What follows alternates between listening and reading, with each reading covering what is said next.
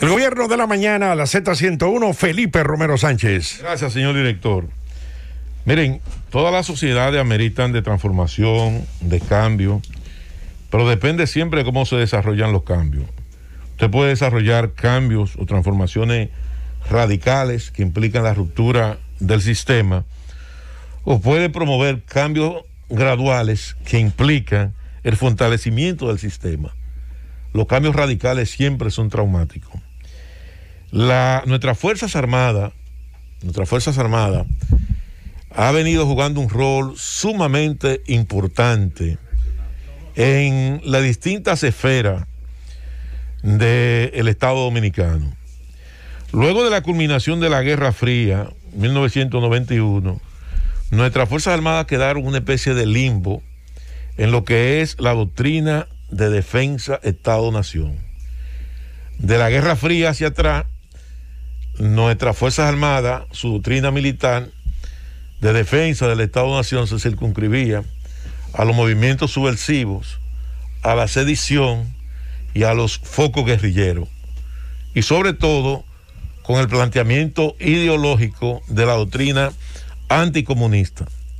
Y hay que recordar que incluso nosotros teníamos una ley, que era la ley 670-71, que proscribía las actividades comunistas en la República Dominicana, y que el solo hecho de usted tener un librito de Guillén Van Troy era suficiente para ir a la victoria sin expediente.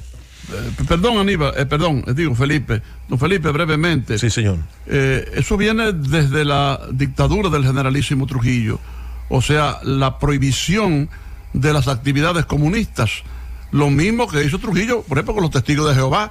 Yo leí ahorita, ¿verdad?, que me mandó la licenciada Santana, ¿verdad?, el último número de Atalaya, el vocero oficial de los testigos de Jehová, gracias a la licenciada Ibelice Santana, gran activista de eso, y un saludo a Marta, ella sabe a quién me refiero, a la que el maestro Simón llamó capullito de Alelí. Pero bueno, lo que te quiero decir es, ¿verdad, Felipe?, que eso viene de Trujillo, y los testigos de Jehová, por ejemplo, fueron prohibidos por ley, perseguidos, encarcelados, deportados y asesinados, y también lo de otras religiones, pero específicamente tú hablas del comunismo.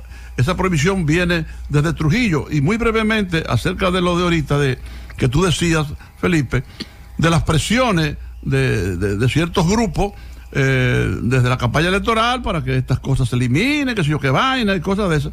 Entonces, por ejemplo, participación sin ciudadanos, porque no tiene.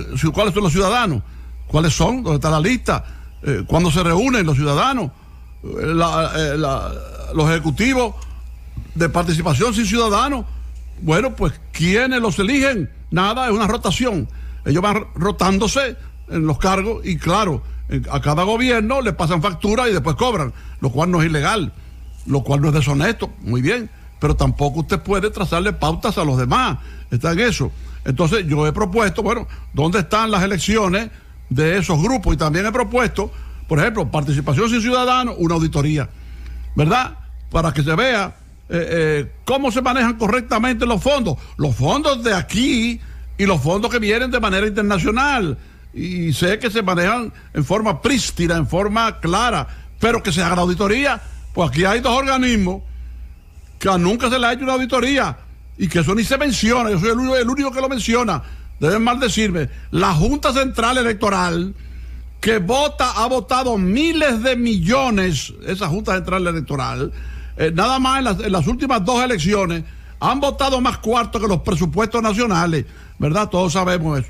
Y no hay una auditoría. Y la otra es participación sin ciudadanos, a la que tampoco se está prohibido por ley, ¿verdad? Parece, no se le puede hacer una auditoría, repito, para que se vea cómo se manejan los millones de manera correcta.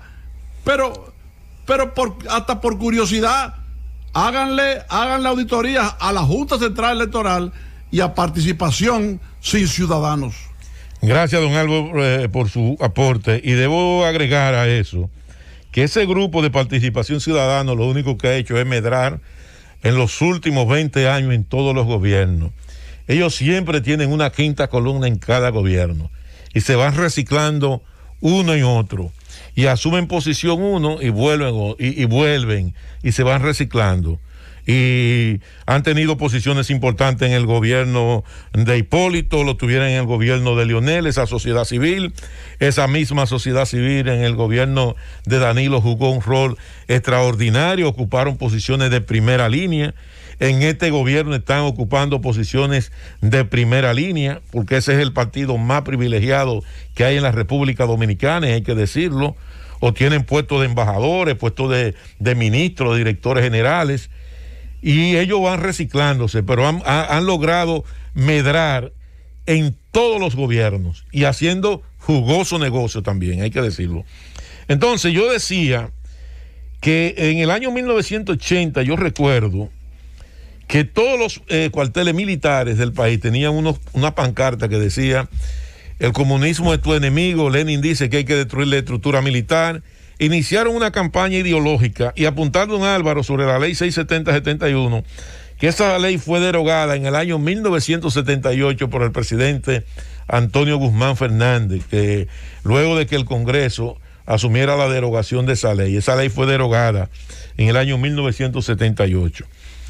Y esas Fuerzas Armadas, después de la culminación de la Guerra Fría, quedaron en una especie de limbo, un limbo indefinido de lo que era su doctrina militar. Y ese limbo se perpetuó hacia los últimos años de la década pasada. Estamos hablando entre 2007, 2008 hasta el 2010, que creo que se hizo la Constitución de la República, que se redefinió una nueva doctrina militar. Y en ese rol, y en esa parte, el almirante Sigfrido Páez Pérez jugó un rol estelarísimo en ese rol. Hay que recordar que los Estados Unidos presionó a la República Dominicana para la eliminación del ejército. Y decía que nosotros no teníamos necesidad de tener una Fuerza Armada, y presionó a la República Dominicana para la reducción del ejército. Y eso ocurrió. Perdón, Felipe, lo hicieron en Haití el presidente Bill Clinton, que incluso ordenó la intervención militar. Eliminaron las Fuerzas Armadas porque no eran Fuerzas Armadas, salvo honrosas excepciones, eran delincuentes uniformados, ¿verdad? Entonces, eso se ordenó también en cuanto a la República Dominicana. Tú tienes razón. Y hay que destacar que el presidente Leonel Fernández se opuso radicalmente a esas pretensiones, que incluso contó con el apoyo de esa sociedad civil también, la eliminación de nuestras Fuerzas Armadas. Entonces, en ese marco de esa doctrina militar se redefinieron una serie de indicadores que redefinió. Ya nosotros no tenemos la amenaza nuestra a nuestro territorio, no es el comunismo, no es la subversión. Ahora tenemos que redefinir y hacerle un giro a nuestras Fuerzas Armadas. Entonces se concentró en nuevas amenazas. ¿Cuáles fueron esas nuevas amenazas? El terrorismo, el narcotráfico y el cambio climático. Esos fueron los tres ejes fundamentales en la construcción de esa nueva doctrina militar. Y áreas sensitivas importantes, como es las áreas que tienen que ver con los puertos, los aeropuertos, la frontera, el agua, estamos hablando de nuestras presas, y lo que es la red de distribución eléctrica nacional, que son áreas totalmente sensitivas. Y es entonces en ese escenario que se crea el CEFRON, se crea el CESA. El CEFRON controla lo que es nuestra frontera, se crea el CESA, que controla nuestro aeropuerto, se crea también lo que tiene que ver la seguridad portuaria, que lo maneja la Marina de Guerra, y también se crea lo que es el tema, la Policía Medioambiental, para el manejo del cambio climático, el CENPA, que es el Servicio de Protección Medioambiental. Y son en función de esos cuatro ejes, se construye una nueva doctrina militar. Ahora, en ese limbo que nosotros teníamos, los militares había que buscarle funciones. Y esos militares entonces asumieron una serie de funciones importantes en áreas sensitivas. Y yo estoy planteando esto porque he visto el interés de muchos sectores, incluso del gobierno, de desconocer por parte de nuestras Fuerzas Armadas el rol que en un momento determinado jugaron ellos. Nosotros tenemos un ejemplo de un hombre, Felipe, como el general Méndez. Mencionaste ahorita, para que tú continúes con esa es una cátedra histórico, militar, civil, etcétera. Mencionaste al almirante Sigfrido Páez Pérez, que valga el detalle, es una figura histórica. ¿Por qué? Bueno, Sí. porque es el único jefe militar que ha sido secretario de Estado de las Fuerzas Armadas, ministro de las Fuerzas Armadas y ministro de Defensa. Esos tres cargos que se evolucionaron en su definición.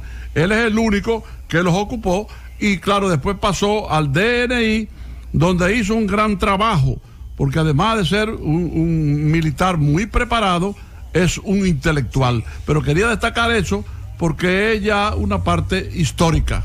Y destacar también el rol que ha jugado el general Méndez al frente del COE, de la Comisión Nacional de Emergencia, vinculado directamente a lo que son, a lo que es el tema del cambio climático. Y digo esto porque se quiere desconocer el rol de nuestras Fuerzas Armadas. Aquí hay áreas sensitivas que son exclusivas de las Fuerzas Armadas.